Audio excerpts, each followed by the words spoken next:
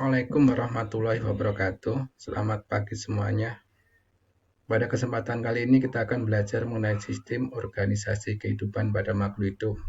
Makhluk hidup tersusun atas organisasi kehidupan dari yang terkecil sampai yang terbesar.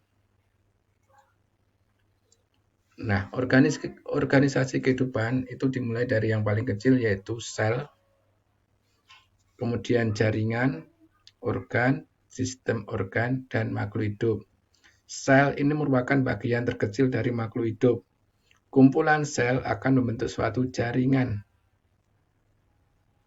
Kumpulan jaringan akan membentuk suatu organ, kumpulan organ akan membentuk sistem organ, dan kumpulan sistem organ akan membentuk suatu makhluk hidup.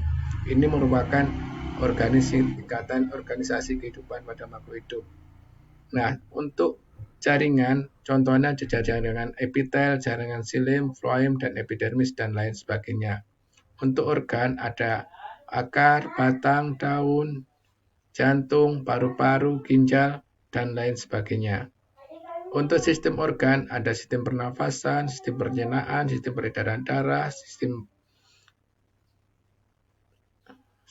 ekskresi, dan lain sebagainya. Ini merupakan organisasi kehidupan dari yang terkecil mulai dari sel sampai yang terbesar yaitu makhluk hidup. Nah, sel merupakan organisasi terkecil dalam makhluk hidup. Pertama kali ditemukan oleh Robert Hooke tahun 1665 dengan bantuan mikroskop. Sel itu ada dua jenis yaitu sel ini sel tumbuhan dan ini sel hewan. Sel hewan bentuknya seperti ini, sel tumbuhan bentuknya seperti ini.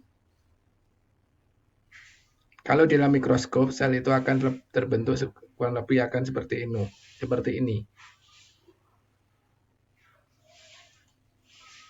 Nah, ini bagian-bagian daripada sel tumbuhan. Pertama ada dinding sel, kedua ini selaput plasma, ini yang ini namanya nukleus atau inti sel. Kemudian ini bagian yang seperti pagar namanya retikulum endoplasma. Kemudian yang kecil-kecil biru namanya ribosom. Ini sitoplasmanya, cairan selnya.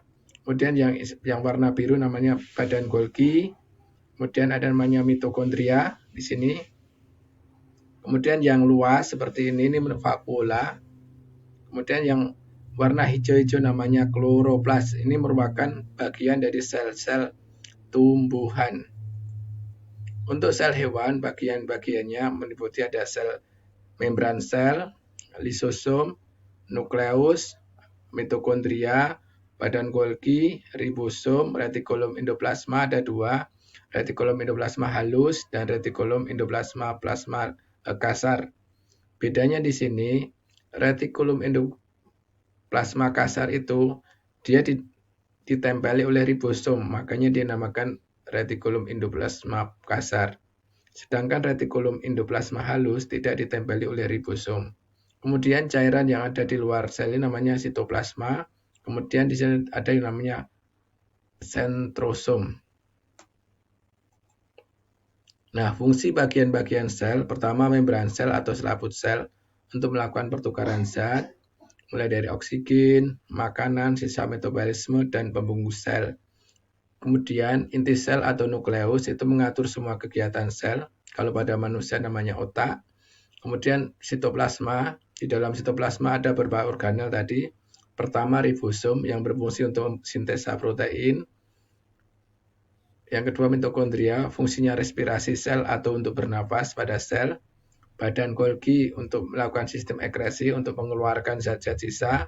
Kemudian retikulum endoplasma, fungsinya untuk sekresi lemak dan protein. Nah, vakuola ada dua, vakuola berdenyut dan vakuola makanan. Vakuola berdenyut fungsinya untuk pengeluaran, vakuola makanan untuk tempat pencernaan makanan. Kemudian kloroplas itu fungsinya untuk tempat zat warna atau sebagai tempat terjadinya fotosintesis. Demikian pertemuan pada kesempatan pagi hari ini. Untuk tugasnya, silakan kalian tuliskan, kalau kalian cari minimal 4 perbedaan sel hewan dan sel tumbuhan. Tugasnya dikumpulkan minggu depan, tulis dalam kertas, dikumpulkan pada jadwal yang sudah ditentukan. Terima kasih. untuk pertemuan pagi ini saya cukupkan. Assalamualaikum warahmatullahi wabarakatuh.